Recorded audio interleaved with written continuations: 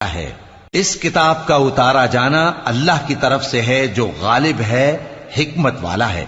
اے پیغمبر، ہم نے یہ کتاب تمہاری طرف سچائی کے ساتھ نازل کی ہے، تو اللہ کی عبادت کرو، یعنی اس کی عبادت کو شرک سے خالص کر کے۔ دیکھو، خالص عبادت اللہ ہی کے لیے زیبا ہے، اور جن لوگوں نے اس کے سوا اور دوست بنائے ہیں وہ کہتے ہیں کہ ہم ان کو اس لیے پوجتے ہیں کہ وہ ہم کو اللہ کا مقرب بنا دیں۔ تو جن باتوں میں یہ اختلاف کرتے ہیں اللہ ان میں ان کا فیصلہ کر دے گا۔ بے شک اللہ اس شخص کو جو جھوٹا ناشکرا ہے ہدایت نہیں دیتا۔ اگر اللہ کسی کو اپنا بیٹا بنانا چاہتا تو اپنی مخلوق میں سے جس کو چاہتا منتخب کر لیتا۔ وہ پاک ہے، وہی ہے اللہ جو اکیلا ہے، بڑا زبردست ہے۔